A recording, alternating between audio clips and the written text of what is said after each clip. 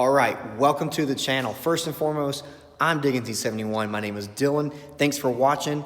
And if you're just picking up along with us, you have a lot of catching up to do. So today I'm gonna do it as quickly as I can. I'm gonna tell you everything I can about my truck Clifford, front to back, as quick as I can do it.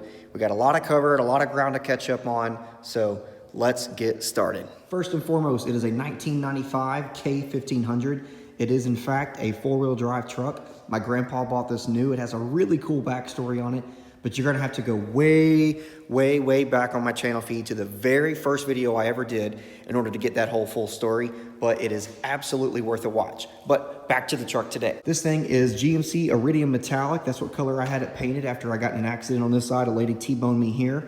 These are Weld S77 wheels, 15 by 10s on the rear, 15 by 9s on the front.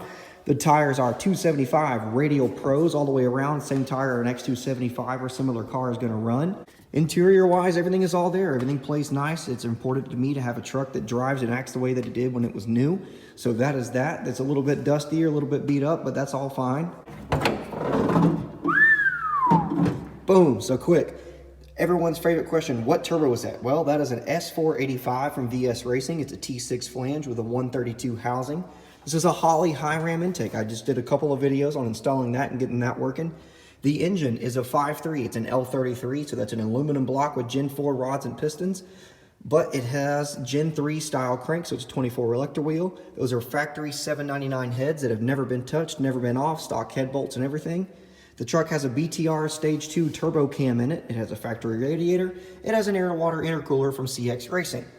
Now underneath the truck, where I can't show you, but everyone's next favorite question is, what trans does it have in it? Well, it has a 4L80. The 4L80 has been built by Suncoast Diesel down in Fort Walton. They've done a fantastic job with it. Threw in a fresh set of clutches, a billet input shaft, and a really badass 9.5-inch Pete Spy converter that has worked great for me.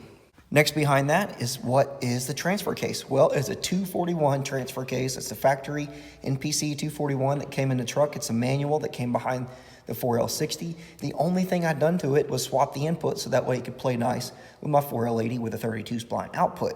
Boom. Third favorite question, what front diff is it? Well, it is a factory 825 front diff.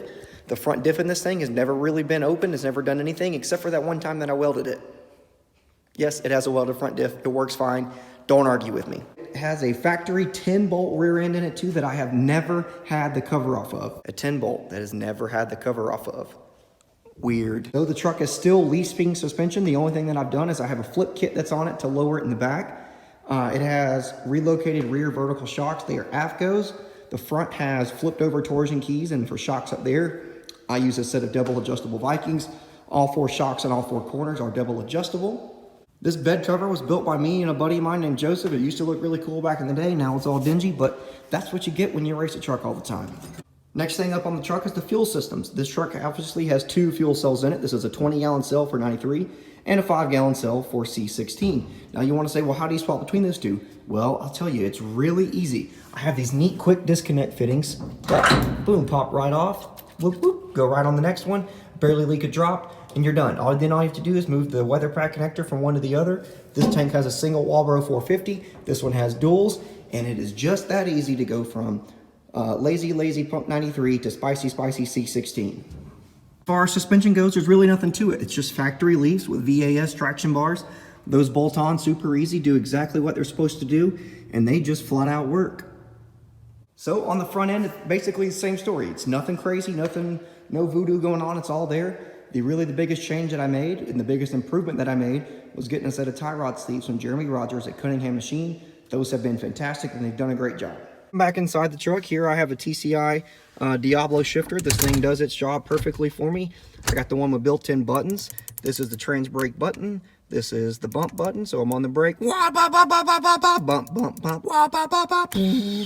Take off, and you do llama thrust and horse torquey things there. None of that would be possible the way I have the truck set up if I didn't have this nifty lever there. This is basically two-wheel drive for America and freedom, and this is four-wheel drive for Mexico. The next question I get is what turbo kit to use on the truck? Well, it's all kind of custom pieces that I put together. So a buddy of mine, his name is Ben Nichols. He did the manifold for me, T6 flange, Schedule 40 stuff, super nice, super easy to change plugs with. But he took care of that for me. The driver's side is just a factory driver's side manifold. And then I did a complete video series on my custom crossover that we made down at Hardway Performance, thanks to my buddy Mike. Obviously, I have a really intricate downpipe and exhaust system. That is the complete, concise, straight to the point summary of what Clifford is and the way he sits right now. We talked about the engine, we talked about the camshaft, the turbo kit, the converter, the transmission, the transfer case, the front, the rear diffs. We talked about the simple suspension setup on it. It has factory drive shafts in it. We showed you the interior. I told you what color it was. I told you what tires and wheels it's on, and maybe I even mentioned that 3 times. I don't know. But the fact of the matter is, that is Clifford. That's the way he sits right now. There are still big changes yet to come. But as of today, that was the quickest way I knew to get you guys caught up on a lot of the questions I was getting as a lot of you new subscribers rolled in. Now, with that being said, please, if you have questions, if there's something I left out, if there's something that you want to hear more details on, please ask. There's no better way for me to get a better idea of what you guys want to see, what you guys want to learn, what you guys want to know, if you don't ask. So if you ask, I can get those things ready for you, whether it be in a comment form or video form or both. So please feel free to ask, but that was just the easiest way I knew how to get you guys caught up on the basic setup that Clifford has in them. Sort of simple package of parts that work as well as they do. I wanted to let you guys in on that and tell you that there's no big secrets, there's no big money. This is all done on a super mild budget at a buddy shop a long time ago. This shop is my brother-in-law's. It's a recent development. He became my neighbor, and I got lucky enough to snag a spot in here with him. So don't think that you have to have a bunch of fancy stuff in order to have a nice project truck that you can take from one place to the next. That's just simply not true. It is 10 times much more about your effort, your hustle, and your willingness just to do stuff anyway. That's all stuff I talk about way too much in other videos. But that is Clifford, and that's what I wanted to show you today. So thanks for watching. My name is Dylan. I'm digging these 71. We will see you next time.